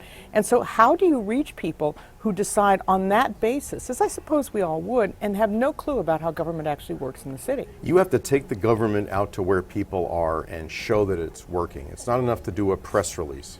And everybody knows this, of course, but if you're going to fix a pothole, you've got to go out there and show people that you did it. Remember the old sign, your tax dollars at work? We've kind of lost that. You know, when we did our poll at the Pat Brown Institute, we found that people were a little happier in their neighborhoods than they are with the city as a whole. And but this is like members of Congress. People hate Congress, but they love their member of Congress. It's exactly like that, but it gives you something to work with, which is maybe that dislike that people have is of this abstract thing called the city. This abstract thing called the LAUSD. Let's work with them where they are. Now that means people at City Hall have just got to get out of City Hall. They've got to get out to where people are all the time. Now I know there's a lot of good people there, and especially with the new administration, there'll be a lot of excitement, but people will measure this mayor by how it affects their lives and whether it's worth their voting and participating because it makes a difference to them. So essentially the mayor, the council, they should be on the road all the time in these massive districts of theirs. Well, sometimes I think they're better off talking to their constituents than debating in the council if you've been to both. Actually, Those are debates? Having worked at City Hall, Pat, one of the things I've always liked the best is going out to a community meeting with a council member because they're different people when they're out in the community. You can understand why people like their council member. Then they get on the floor and it's all bombast and rhetoric and this kind of stuff, and that's probably not government to people. But the thing is, they've really got to think about the possible deterioration of the physical condition of the city, and I hope that's very high on the mayor's agenda. I think it will be, but you could have the potential crumification of Los Angeles if we're not careful. Everything, meaning the streets, the potholes, every bit of physical infrastructure. We've known for years if you let a broken window happen at a school, things may get worse in the neighborhood. You've really got to think about how to keep those things in great shape. And I think it can be boring, but it's not boring to the voters. The voters think that's really interesting. You are running the Pat Brown Institute. Pat Brown was the builder governor of California. Yes. The freeways, the universities, the water system. Every politician knows it's a lot easier to build something and cut the ribbon than it is to get the money to keep it going and say, I'm not going to build this road, but I am going to fill the potholes. Well, take the example of a park. It's more fun to open a park than it is to find the money to maintain the park. And have you ever seen a park that isn't maintained? It's better not to have the park in the first place. As than to every have one. Angelino who lives near one can attest. And they'll tell you about that. They will really tell you about that. One of the things I had hoped the candidates would do, and I hope the mayor will do, is be straight with us about the choices that are entailed in that. For example, can we have 10,000 police officers and as many parks well maintained as we would like forever? Or is there a trade-off between those? I, by the way, think voters would welcome honesty, not from a candidate, because they never believe it from a candidate, but from the mayor, the council members, and others at City Hall and say, we've looked at it, we think we can afford this, but maybe we can't do this one until next year. So some tough love? Honesty. Honesty. It comes as a huge shock to people, and after the shock wears off, they think it's not such a bad thing. And the notion of, as you touched on earlier with Jim Newton, the mayor's powers, that people ask questions about education, though the mayor doesn't. Does the mayor have, especially in Hollywood, an obligation to be a larger-than-life character and occupy the bully pulpit, even though there may be particulars about what he can't do or she can't do? Well, that's maybe next time. Right. That will matter to the voter, even though the voter doesn't understand that there's no direct control. The voters have very little patience with the argument that the elected executive doesn't have enough power. They say that about the president, the governor, the mayor. They're moderately sympathetic for a while. But after a while, they say, that's very interesting. Now, can you take care of this problem that seems to be very naughty? It's up to the mayor not always to be a big figure, but to be influential, to use the power they have. But the bully pulpit is only part of it, and I think it's become an overused term because it assumes that if you make a speech, that that's power. That's part of it. What the mayor talks about is important, but who the mayor calls, who the mayor forms alliances with, all are very important for power. Well, to that point, for the benefit of people in Los Angeles, is Eric Garcetti well positioned in terms of his relationship with the White House, with people in Washington, with national organizations to bring money here, to bring conventions here, to bring more interest to Los Angeles, not as the place that happens to have Hollywood as a neighborhood in it, but as a major city, a huge port city, a huge industrial city? Yeah, I see what Mayor-elect Garcetti is going to do is be an urban innovator and attract attention that way. And that'd be good for LA. LA sometimes gets seen now as a step behind other cities that are doing exciting things. I don't think that's going to continue. I think he's going to be a cutting-edge person and will draw support in. He is close to the president and the president's people. That can be helpful. But I also think that he'll have to deal with the city council, which is going to be fascinating because having been a council president, he's used to kind of placating his peers to stay there. And they like him. Most of them endorsed him. I think they would like him to succeed. But the day will come when the council will put down the gauntlet and say, you know, we have all these former state legislators from Sacramento serving in the city council, and I'm not sure we want to take a back seat to the mayor. And I think it'll call on all of his diplomatic skills and all of his strength to remind everybody that there's only one political leader of the city, and it's not the city council. but the council must work with the mayor and the mayor must work with the council for the mayor to succeed. You mentioned the council, 15 members representing an awful lot of people. It's been an argument to make the council bigger as it is in big cities like Chicago and New York. I don't think that's going to fly in Los Angeles. People vote for more politicians? I don't think so. But how can these council members begin to view the city as the whole city? Obviously, they've got their constituent interests, but they need to have a larger interest in how the city and all of the people in Los Angeles are faring. You can't just put down the border gate at the border of the 2nd Congressional District and say, no, you're not having ciclovia in my neighborhood. Right. Well, this is going to be a very big problem, Pat, and I'll tell you one reason is the question of where to put facilities and uses in the city, some of which may be seen as unpleasant or unfavorable for the neighbors. Should those all go into areas that are of one characteristic and not another? Should they be distributed equally? It could be a very explosive issue to think about that. You know, it's probably up to the mayor in a certain way to kind of lead the council in that direction. The council tends to be parochial, but also they do understand the city interest, I think, more than we realize. But to get reelected, you had better take care of your district. There's another issue that has been underlying this at every level of service for the city when it comes to the people who live here, and that's the creaking old nature of how things are done in the city. The city's email system, the public services. Is Eric Garcetti positioned to say to Silicon Valley, come on down and take up residence next door to me for a while and help us out here? We've had a lot of mayors with a lot of strengths, but I have to say if there's ever been a mayor elected who can upgrade the technology at City Hall, it's going to be Eric Garcetti. I mean, partly because he likes that stuff. I mean, I don't get half of it, but I think it's a good idea. He gets it, does it, and enjoys it, and knows people who like it. My guess is they'll just open the door and say, let's get the 20 best ideas in here. And I think that's an area where he could make a very big impact and be himself. And do it quickly? And have fun. Yeah, do it quickly and have fun. I think it's the kind of thing he'd really enjoy. And we saw again from this deplorable voter turnout, I think we had fewer than 350,000 people deciding on the mayor of the second biggest city in the United States. How then, except for one pothole at a time or one broken sidewalk at a time, do you get people to buy into the notion of the city of Los Angeles? Well, first of all, the turnout will probably end up higher than that. You know, we're using the 19% number when they add all the others. I wasn't using a percent, I was using just a but the total raw number, numbers, still got a bunch more to count. So Okay. but still, it's going to be no more than a quarter of voters will have turned out to vote. Sometimes you do have to do it a pothole at a time. And, you know, that takes me back to Tom Bradley. I mean, Tom Bradley was the kind of mayor where people would say, there was a pothole at 20th and Western, and Tom came and took care of it.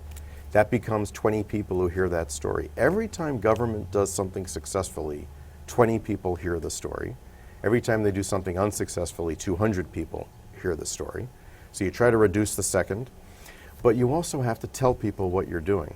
You know, you have to say, here's what we did, here's what we promised, here's what we've done. Don't promise more than you can do. Under-promise and over-perform, and then brag like crazy for having done it. So this is where social media is going to come in, or even the person-to-person, like councils on your corner. Absolutely, absolutely. And the neighborhood councils are a resource for this that the mayor-elect should draw on. He'll be able to appoint a couple of hundred commissioners who can be the mayor's eyes and ears with city departments. Be rough on the departments when you have to, but I would say the phrase to keep in mind is how do we look at our government as the voters see it, not as we see it? Precisely, which is where we started this conversation, to get people engaged. So it occurs to me that we could have another Olympics. Could LA pull off an Olympics again, and could people feel as committed and as invested in the city as they did then? Sure, because by the time we had another Olympics, most of the people who were there in the first Olympics would have forgotten it. It would be like the 1932 Olympics. Which we're here in the Coliseum. But who knew? Certainly we could do it again. And the last one was such a phenomenal success. And it's loads of fun. And you build new facilities. You have a great old time. What the heck? Why not? And to get people to feel, you also referred to neighborhoods, to feel that they're Angelinos, that they don't just live in Carthay Circle or in Koreatown, that they're Angelinos. How do you do that? I think you might have to give up on that.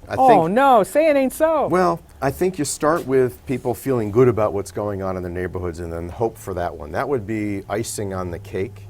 I would be perfectly happy if people felt that the government was looking at their operations with their interests in mind, from their eyes, and let the other stuff about identity take care of itself. So as you go out and you hear people talk about the election, I hope they're talking about the election, what were they grumbling about? What were they happy about? Well, here's the funny thing. A lot of people were happy about the two candidates and said, you know what, whoever wins, I know them both, they're terrific. You know, we didn't talk about that much, that these were two very good people That's probably with a lot pretty of good thing, experience. no? It's a very good thing. I heard some people saying, I wish my spouse and I could agree on this. We decided not to talk about it between the two. I heard people very excited about one or the other, but what disturbed me is the number of people who really didn't know, didn't care, didn't think it would make a difference. And if democratic systems are going to thrive in this century, we cannot accept the notion of people thinking that it literally doesn't matter. It's okay if they argue, it's okay if they complain. Complaining is a sign that at least you think something could happen, but we can't let people drift into it doesn't matter at all, it doesn't affect me when it does. July 1st is when, to use the Kennedy phrase, the torch will be passed to a new mayor of Los Angeles, Eric Garcetti, former city council president. Rafe Sonnenschein, the head of the Pat Brown Institute, always a well and a font of wisdom. Thank you so much. My pleasure. And Maeve Rustin's going to take it away. She's been shouldering the burden, doing the heavy lifting of covering the mayor's race. I'm Pat Morrison, a columnist at the Los Angeles Times.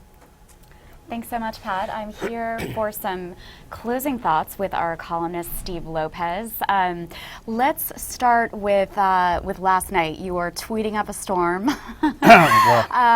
with the slowness that the results were coming in and being counted. What was going on with that? How long did it take? I was getting very nervous hearing people talk about the possibility that this might take 3 weeks Right. to count. And I thought, well, wait a minute. Now, what century are we living in?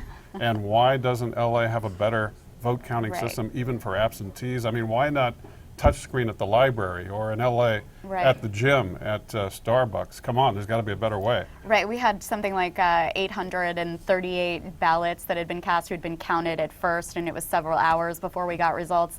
Well, I mean, was this what you were expecting? Garcetti's margin, what was your sense of how well he was going to do? I have to say that I would have predicted him winning by a much slimmer margin, so I was surprised by that.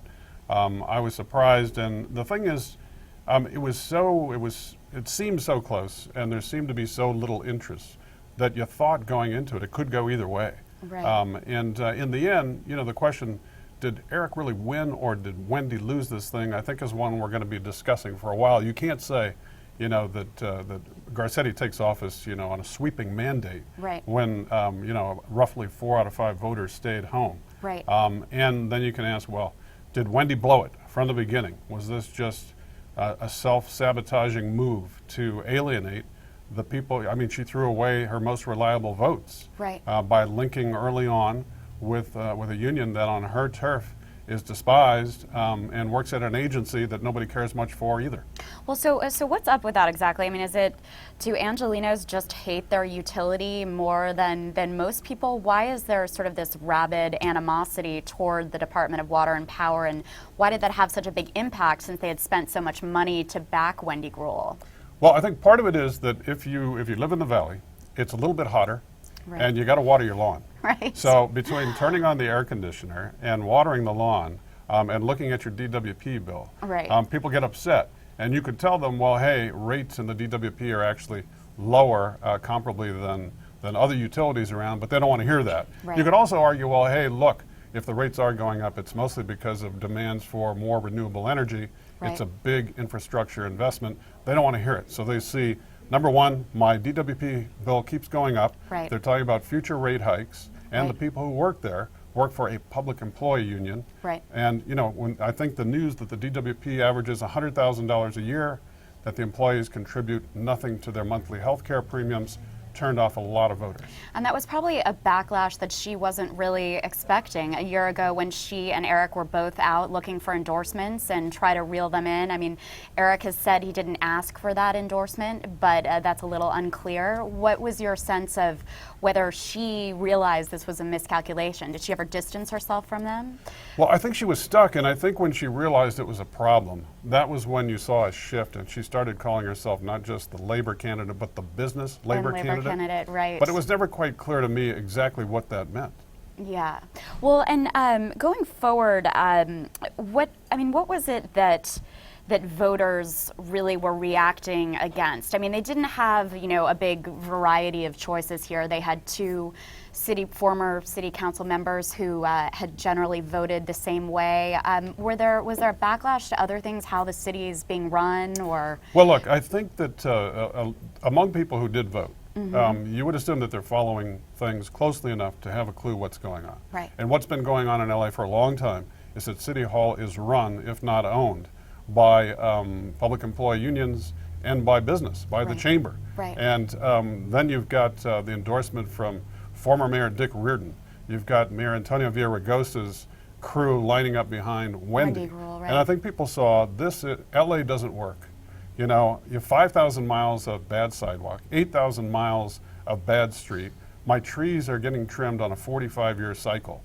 And they're a part of that 45 establishment. years, right? And you'd think that I was making that up. I'm not. You could go to the Bureau of Streets website and it says we're on a 45-year cycle. But I think people looked at these things and said, hey, it doesn't work. Look at my daughter's rec center. A tree fell on, the tennis center building, and they still haven't fixed the roof. Right. So we've got these kinds of things, and people are saying, well, look, I'm paying, a pretty hefty tax bill, and these public employee unions are talking about not only not making any concessions, not wanting to contribute toward health care. I mean, some of them made some concessions. Right. But, Brian Darcy, the head of the IBEW, that's which the union that represents the DWP. I mean, when I went to talk to him, he was not talking concessions. He said, we want our raises. Right. And I don't think any of this served the labor unions. I don't think it served Wendy. And I think people saw it as part of what's wrong.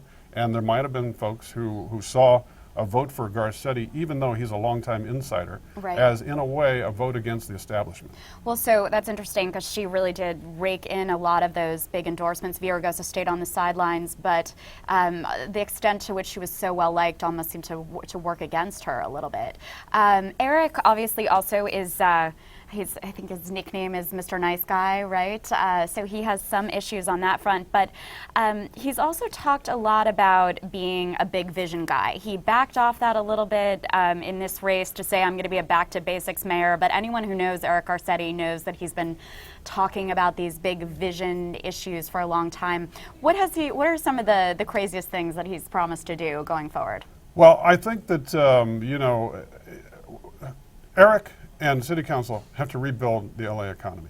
Right. It's not a simple task, but we've lost the bulk of aerospace and manufacturing, and it's been replaced with service. Right. And I've got a column in the paper today about people who work at a hotel, make 3 years, they're making $8 an hour, and then they're running off to another job, and combine two jobs making $20,000 or $30,000 a year. Right. And the next mayor needs to work with the chamber, with the labor unions, and find some creative ways to build a new economy. I was talking to Fernando Guerra about this and talking about maybe there's a way to assist people who want to start their own small businesses.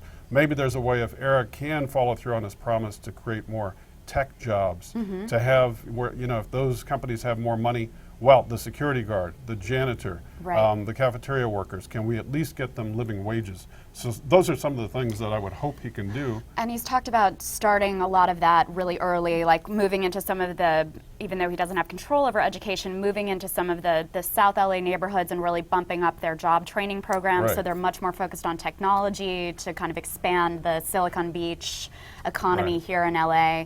But at the same time, as you've said, I mean, what people really seem to care most about in this race was the fact that the potholes are not being fixed and that basic services have really fallen off. You've seen that in your own neighborhood, and I believe Eric is also your neighbor. Is that right? Let me tell you something. I'm feeling a little inferior today because, I'm now measuring myself against my neighbor, Eric Garcetti, who lives just several blocks away. He's a Rhodes Scholar. I'm not. He went to Columbia. I went to San Jose State. Go Spartans. He's been on the front lines with freedom fighters where in Burma. I mean, I parachuted into Iraq and Croatia, but wasn't there too long. I don't play jazz piano. Anybody who's seen me dance says that I don't really dance. He has a breakdancing video that went viral, right? He's all of these things, but maybe one advantage for me being a neighbor of his is that you know, I can twist It'll his rub arm. off a little bit, right? Maybe I can get piano lessons, or maybe I've got access to a mayor who can maybe fix the sidewalks Right. in Silver Lake, which in our own survey were among the worst in the city. Right. Now, he's talked about how in his district he's tried to really focus on some of those basic things. What has his record been in Silver Lake and Echo Park? I mean, he tried to sort of use that as a template of what he would do across the city. Have you really seen many improvements during the time he was on the city council? It's a pretty, I had this issue with Bill Carrick early on, his campaign consultant, and, I said, Eric's taking credit for all of this development in Silver Lake and Echo Park and regions nearby, and I said, some of it is just tied to the recovering economy. Right. And they said, oh, yes, but no, and here's a list. I think he's got a pretty good record. Okay. A pretty good record in that part of the city. Whether you can do those things throughout the city when you're dealing with, and he's going to have to do, look, this is a race where, you're reminded of the movie The Candidate. You won, okay, now what do we do? Right. Because the budget problems are going to be persistent. Right. It could get worse. Right. And you've had Eric on record now during the campaign saying he wants to eliminate the gross receipts tax. Mhm. Okay, so that digs another. So, and what is the gross receipts tax for people that are? This is a tax that businesses are paying to do business in the Right. city. And his argument has been, if you eliminate it, you attract more business to Right. the city. But I don't think there are too many people who believe that you're going to make more money by attracting business than you're going to lose by eliminating that $70 million a year in taxes paid by businesses. So, Right. he may have a grand vision. We haven't seen the outlines of it Right. exactly. This has been He a little may- vague, right? Yeah, as was Wendy's. Right. Wendy Gruhl, on the other hand, was carrying around that 36-page, Booklet. The booklet that, I'm sorry, a third of it was glossy photos of people who had Right. endorsed her. Right, And she right. counted the front cover and the back Cover cover as a two. page. Okay, and she was complaining that we didn't really cover that. Most of what was in it was covered, and some of it was implausible. Right.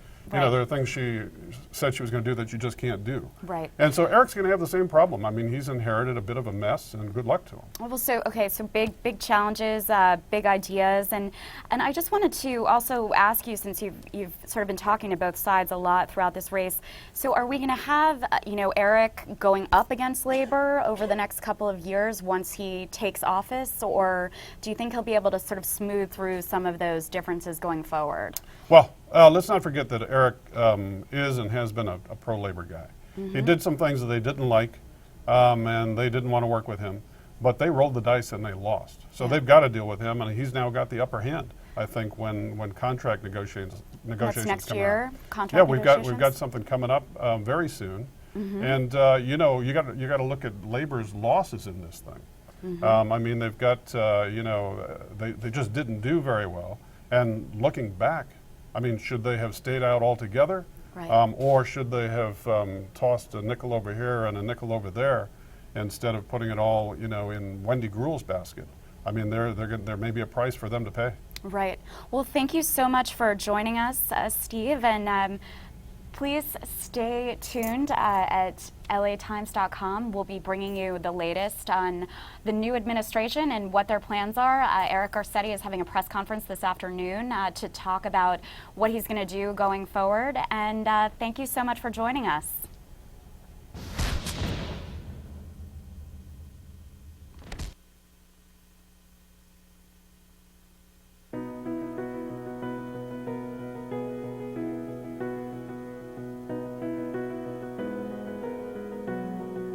It has been a long, expensive and often contentious campaign that many Angelenos have given little attention.